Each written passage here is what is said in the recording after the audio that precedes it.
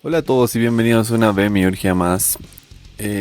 Aprovecho este video para hablar sobre el comentario de Fradwin Suárez 1225 y aclarar un poco más mi posición frente al wrestling actual y lo que quería opinar sobre la Attitude Era y por qué eso mató al wrestling y sobre AEW y todo eso.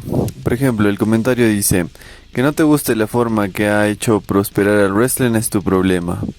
Antes de la Attitude Era casi no habían storylines, solo muy pocos como los Hulk Hogan, Savage y Miss Elizabeth. A ver, la verdad la idea de progreso para empezar es bastante subjetiva porque yo estaba hablando desde un punto de vista de promotor, más de negocios, más de hacer dinero. Entonces la idea de progreso en ese caso sería, digamos, lo que hizo WWE con Brock Lesnar, con Roman Reigns: trabajar menos, hacer más plata, vender mercancía y se trata de hacer dinero. Pero ahora existe otro tipo de idea más romántica de los fans de progreso que significa buquear mejor las luchas, ¿sabes? Tener dream matches, más colaboraciones, que les paguen mejor a los luchadores, que haya más sitios ofreciendo más storylines de distintas formas de hacer wrestling. Depende de lo que te guste realmente, pero a lo que me refería con la época de los 90 en general y hablando ya sobre si habían storylines antes de eso, no, obviamente sí habían, porque en eso se basa el wrestling. No se basa en vender la atracción, sino en vender la revancha, de hecho, y las principales rivalidades del pasado desde la época de los territorios, incluyendo la época de Jerry Lawler, no sé, cuando eran los Randy Savage peleaba con su hermano, todavía eran hermanos. Lo de los Von Erichs, por ejemplo, lo de Magnum TA, lo de Dustin Rhodes. El maldito Ric Flair, toda su carrera se trata de contar historias y la revancha. Y el kayfabe nace de ahí, de hecho, de la necesidad de mantener las historias vivas, incluso fuera del ring. Y el kayfabe se mantenía y no podías juntarte con alguien que dentro de la ficción era tu rival en ese momento o ese año. De hecho, los contratos y las campañas se manejaban así, las apariciones de los luchadores se consideraba así. Si tú podías tener una rivalidad lucrativa, te llevaban a toda América de tour como un circo a dar el show, y luego a Puerto Rico, y luego a otro sitio, y luego a otro sitio.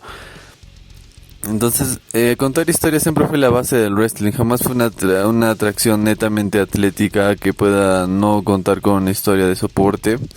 Y a lo que yo me refería con la mentalidad actual de AEW de buquear basado en Dream Matches era más como que no te venden la revancha ni tampoco te informan de quién necesariamente es el luchador. Un video package o algo así, pero es bastante el anuncio, luego la Dream Match, pero nada de build up, ni digamos nada de construir poco a poco una razón personal por la que estos dos quieran golpearse arriba de un ring, más allá del dinero y eso, o más allá de la excusa de ser el mejor, mejor que nadie más.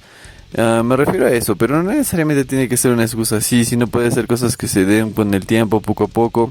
Ahora tampoco digo que radicalmente AEW solo tenga un tipo de buqueo, porque evidentemente tiene mucha gente trabajando ahí. Y hay divisiones que son más old school que otras, hay luchadores que se manejan de forma distinta que otros. Por ejemplo, lo que hace Christian Cage es un buqueo bastante old school. Lo suyo con Edge lo planea estirar todo el año y poco a poco incluyendo más gente, menos gente.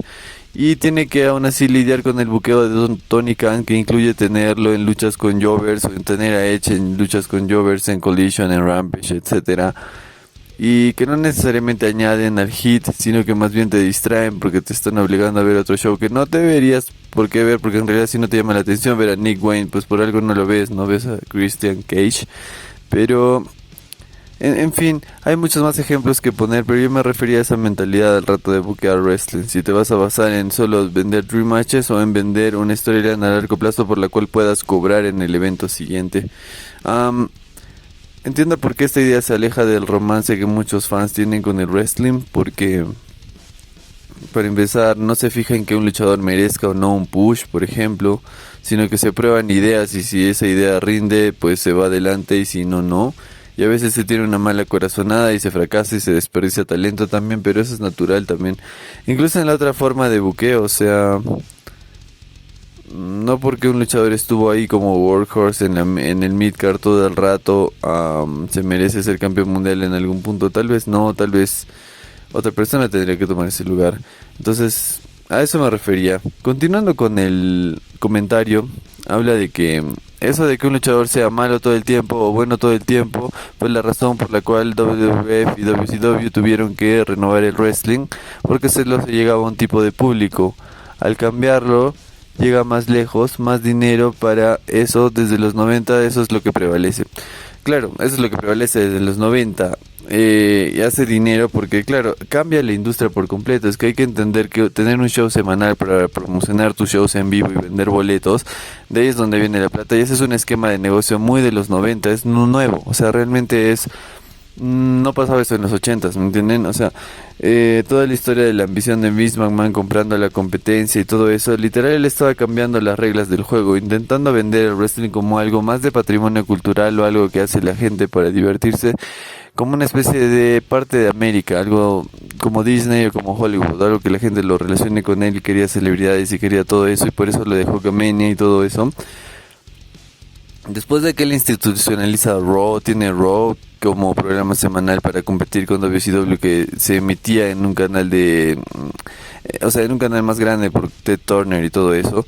También ya era común que las empresas desde los 80, desde esa época, los canales de cada estado de Estados Unidos tengan su propio canal y tenga cada uno su show de wrestling porque es lo que la gente hacía y se manejaba por territorios y tú no podías buquear en otra ciudad que no era la tuya y cosas así. Y no, el negocio no estaba en vender gente por televisión, volverlos celebridades y luego, ¿sabes? Vender boletos, sino era al revés, como que, o sea, en los territorios es donde haces la popularidad y de ahí intentas construir una historia que anime a la gente a comprar boletos cada vez que tú corras la revancha, cada vez que compliques el ángulo, cada vez que añadas una estipulación, cada vez que lo que sea. Entonces, es terminología nueva lo del rating y la televisión y todo eso, porque incluso la forma de medir los contratos con los talentos tiene que ser distinta para esta época. Mm, y pues yo agradezco el comentario porque me sirve para aclarar varias cosas y al mismo tiempo dije que no era mejor ni peor, simplemente es otra era de wrestling. A mí yo prefiero lo old school, prefiero que ahora si estamos hablando de eso, por ejemplo, mm, ¿con qué creen que está haciendo más dinero ahora mismo el wrestling? O sea, Takeshita hubiera hecho más dinero en NXT o en AEW. En AEW está teniendo esas Dream Matches y haciendo su propia cosa ahí mismo. Mientras en NXT hubiera estado como en development, en preparación, no le hubieran dejado hacer lo suyo mucho, hubiera estado en preparación muchos años, quién sabe, 3 4 años en NXT y luego nunca debutar y luego tener que hacer otra cosa desde cero. Esa es una situación bien particular, ¿entienden? O sea, no tiene por qué ser la regla tampoco que un buqueo es mejor que otro, por ende, para un talento joven. Porque a mucha gente le puede ir muy bien en Impact Wrestling porque simplemente Impact los necesita para construir lo que quieren construir.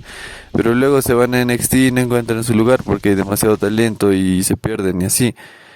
Y cuando criticaba que los talentos suelen aprender más piruetas en vez de mejorar su presencia en el ring, en el micrófono y todo eso, y los aspectos más old school, es porque en realidad si se dan cuenta ahí está el dinero, pero si no te importa el dinero y lo hacemos por el arte, pues obviamente no te va a importar y vas a seguir con, no sé, yendo de Dream Match en Dream Match intentando mejorar poco a poco, pero se dan cuenta que los luchadores que van madurando poco a poco como Bryan Danielson, que incluso era un radical del estilo Ring of Honor, el estilo indie, también se volvió medio entertainer, Will Ospreay se está volviendo medio entertainer, todos, Jay White, todos los que llegan a cierto nivel de, no sé, éxito, o estabilidad, o que ya tienen una carrera consagrada, se vuelven entertainers porque es la naturaleza del negocio también, entretener al público, de eso se trataba, tener fans y atraer gente a que vean tu show.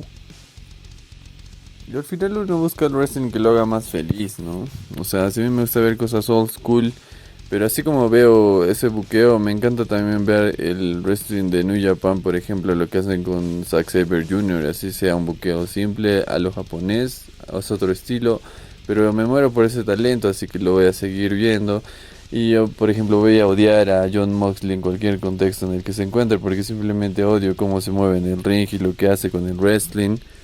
Y así, o sea, no creo que existe una forma superior o mejor de hacer wrestling, simplemente pasa que a mí me gusta más la forma old school y ya, porque también la sociedad cambia, o sea, en este momento puede que una forma haga más dinero que otra, pero de acá a 5 años va a cambiar el paradigma, o lo que sea. Y entonces, no sé, se trata de encontrar lo bueno. Por eso cuando critico AEW me quejo de las decisiones que no me parecen a mí, que me parecen muy de Mark romántico en lugar de alguien que está intentando volver esto mainstream e instalándose en televisión. Pero cuando encuentro algo bueno, sí es algo bueno, y además si veo que están implementando cosas que antes no prestaban atención o están prestando detalle a lo que la demografía les está pidiendo poco a poco, o si empiezo a entender la visión de que tal vez se trata AEW un poco de reeducar a la audiencia, ¿saben? Como que mostrarle otra forma de hacer wrestling y hacerlo tan seguido que de pronto ya sea normal, tal vez. Y no me molestaría para nada, de hecho es genial. Y nada, así pendiente de los talentos que me gustan, pendiente del buqueo que me gusta. Y de nuevo, gracias por el comentario para Fradwin Suárez 1225. Y para los demás también poco a poco vamos a intentar responder más dudas o ir aclarando más temas, porque es genial hablar de esto, como que explicar por qué te gusta lo que te gusta y por qué no te gustó lo que no disfrutaste. Es bueno, es un buen ejercicio y a mí me gusta explorar un poco más de esto, sobre todo ir mostrándoles más opiniones que puedan ir considerando al rato de ver wrestling.